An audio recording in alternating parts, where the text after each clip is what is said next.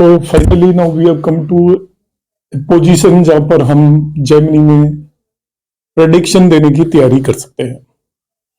हमने जेमिनी में कारक्स किए, सबसे पहले कौन कौन से कारक होते हैं, फिर हमने राजयोग की बात की, जेमिनी एस्पेक्ट की बात की, इसके बाद हमने जेमिनी में कौन कौन सी दो इंपॉर्टेंट दशा है उनकी हमने बात की है पर क्लास में। फिर मैंने आपको कारकांश लग्न की इंपॉर्टेंस बताई, उसके सभी एप्लीकेशंस बताए, आरूढ़ लग्न की इंपॉर्टेंस बताई, उसके सभी एप्लीकेशंस बताए, सभी कारकों की डिटेल में हमने बात की कि कौन सा कारक किस काम आता है।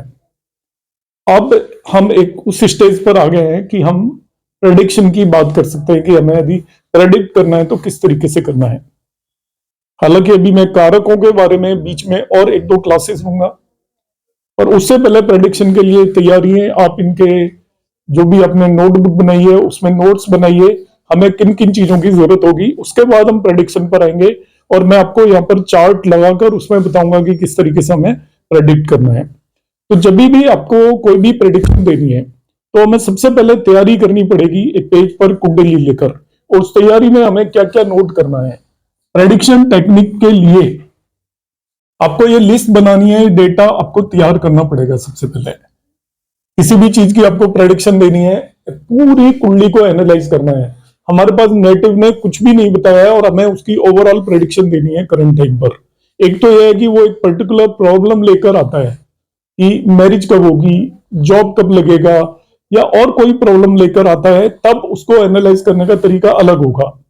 उससे रिलेटेड हम बात करेंगे, 3-4 केसेस हम लेंगे, प्रोजेनी से रिलेटेड हम बात करेंगे, मैरिज से रिलेटेड बात करेंगे, प्रोफेशन से रिलेटेड बात करेंगे। पर अभी हम बात कर रहे हैं हमको इन जनरल, जैसे हम किसी भी कुंडली को टोटल एनालिसिस करना चाहे तो हमें किन किन पैरामीटर्स की जरूरत होगी। सबसे पहले हम सभी कारकों को लिस्ट करेंगे। सभी कारकों को लिस्ट करने का मतलब क्या है, आपके 7 कारक है, लिखेंगे कौन सा प्लेनेट कौन सा कारक है, एक लिस्ट में लिख लेंगे। आत्मिक कारक कौन सा प्लेनेट है, अमात्य कारक कौन सा है, तो जो हाईएस्ट डिग्री का वो आत्मिक कारक है, सेकंड हाईएस्ट डिग्री का अमात्य कारक, फिर ऐसे ही भ्रातृ कारक बी के, फिर एम के, पी के, जी के और डी के, सभी कारकों को लिस्ट कर लिया आपने। सबसे पहले लिस्ट करना है, ऐसे लिखना है सभी कारकों को। फिर हमने मार्क करना है कुंडली के अंदर कारकांश लग्न D1 में। तो आत्मिक कारक जिस भी साइन में D9 में जाता है, वही नंबर वही राशि D1 के अंदर कारकांश लग्न हो जाएगी, तो उसे हमें मार्क करना है। कारकांश लग्न किस किस काम आती है वो मैं ऑलरेडी आपको बता चुका हूं, तो आप उससे फिर से रिवाइज कर लें प्रेडिक्शन करने से पहले। फिर हमने मार्क करना है पद लग्न, जिसको आरूढ़ लग्न भी बोलते हैं। पद लग्न और आरूढ़ लग्न एक ही बात है। आरूढ़ लग्न पद होता है लग्न का, तो लग्न से लग्न और जितने हाउस दूर होता है उतने हाउस हम आगे काउंट करते हैं, तो हमें आरूढ़ लग्न मिल जाती है। तो आरूढ़ लग्न को मार्क करना है। इसके बाद हमें मार्क करना है उसी कुंडली के अंदर उपपद को। तो 12th हाउस के पद को उपपद बोलते हैं। तो 12th हाउस से उसके लॉर्ड तक काउंट करिए। अब लॉर्ड से उतना ही नंबर फिर काउंट करने पर आप जिस राशि में जाएंगे वो उपपद लग्न हो जाएगी, तो आपको उपपद लग्न भी मार्क करनी है। तो ये तीनों तरह की लग्न हमें यहाँ मार्क करनी है। ओरिजिनल लग्न हमें उसे पता ही होगी, जिसे हम जन्म लग्न बोलते हैं। इसके बाद आपको चर दशा मार्क करनी है उस नेटिव की, कि उस वक्त जब आप उसको एनालाइज कर रहे हो, या टोटल चर दशा मार्क कर लीजिए कंप्लीट, उसके बर्थ से लेकर जो उसकी एज है उसके आसपास या थोड़े आगे के टाइम तक चर दशा मार्क कर लीजिए।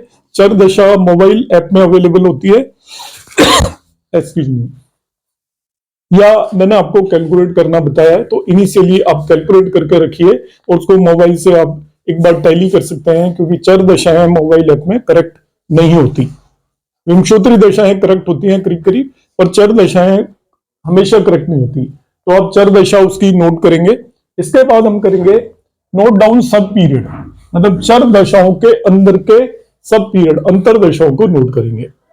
जो एज उसकी जा चुकी है उससे तो कोई मतलब नहीं है, वो इवेंट हो चुके हैं।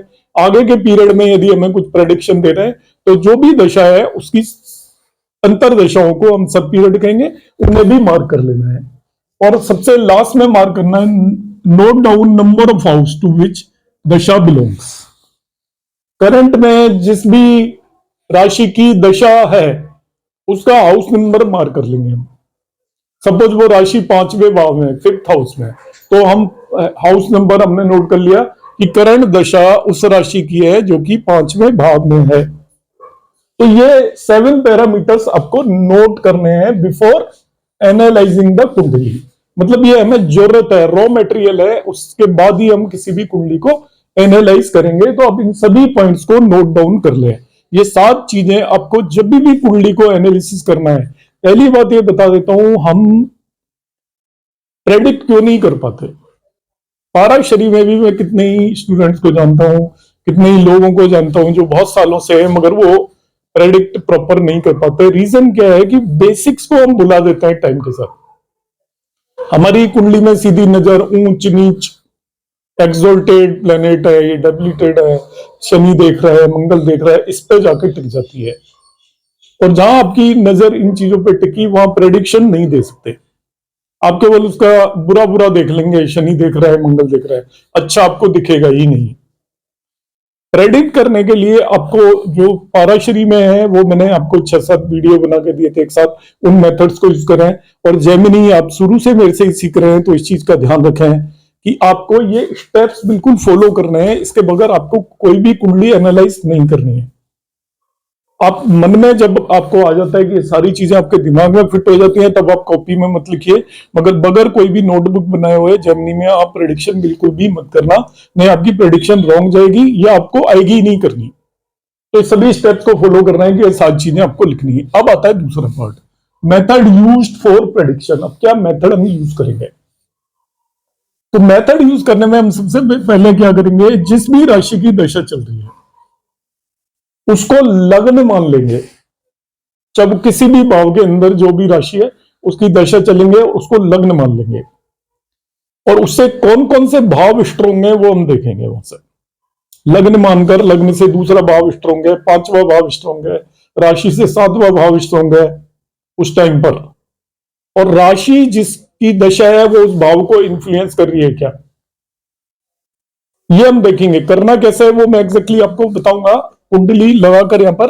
मगर आपको ध्यान रखना है, अभी आप इन पॉइंट को नोट करें। आपको क्या करना है, treat rashi whose dasha is running as lagna and see which houses are strong. उसके रेस्पेक्ट में कौन से हाउसेज स्ट्रॉन्ग है। हाउस स्ट्रॉन्ग का मतलब मैं पहले ही बता चुका हूं। भाव स्ट्रॉन्ग कौन सा होता है? भाव वो स्ट्रॉन्ग होता है जिसे उसका लॉर्ड एस्पेक्ट कर रहा हो, लॉर्ड उसमें प्लेस्ड हो, शुभ ग्रह यदि उसको देख रहे हो, शुभ ग्रह उसके अंदर प्लेस्ड हो, शुभ कर्तरी में कोई भी हाउस हो, वो हाउस स्ट्रॉन्ग होते हैं। भाव कैसे स्ट्रॉन्ग होता है वो ऑलरेडी मैं पाराशरी की अपनी क्लासेस में बता चुका हूं, तो यहां पे भी वही फॉलो करेंगे। Second, write down all promises of that राशि दशा। अब उस राशि दशा से कौन कौन से भाव स्ट्रॉन्ग है उससे आपको पता चल जाएगा किन किन भावों से रिलेटेड रिजल्ट ये राशि दशा देगी। उन भावों को आप नोट कर लीजिए। अभी आप फिलहाल ये पॉइंट नोट करिए। इसके बाद नाउ एनालाइज सब पीरियड्स। तो केवल ये नहीं कि दशा में कोई इवेंट जनरली हम होते हैं तो उसमें अंतर दशा का बहुत बड़ा रोल होता है। केवल दशा से कभी कोई इवेंट यदि कोई आप प्रेडिक्ट कर रहे हो तो बहुत बड़ी गलती कर रहे हो। किसी नेटिव की 18 ईयर की एज में कोई पर्टिकुलर राशि की दशा आ गई 12 ईयर की, तो 18 से 20 वो राशि फेवर करती हो या नहीं फेवर करती हो, उसके सारे इवेंट होंगे लाइफ के। उसकी जॉब भी लगेगी, हर इंसान की जॉब लगती है, छोटी बड़ी जैसी भी है। उसकी मैरिज भी होगी, हो सकता है बच्चे भी हो उसी पीरियड के अंदर। सपोज 20 ईयर पे उसकी कोई भी दशा आ गई 12 ईयर की, तो 20 से 32 तक वो राशि या विंशोत्तरी दशा में वो दशा उसे फेवर करती हो या ना करती हो, क्योंकि अंतर दशाएं आएंगी, अंतर दशाएं जरूर फेवर करेंगी। सभी राशियों की अंतर दशाएं आएंगी, इसलिए अंतर दशा को आपको बहुत ध्यान से ध्यान रखना है। आगे अभी हम बात करेंगे। अभी देखिए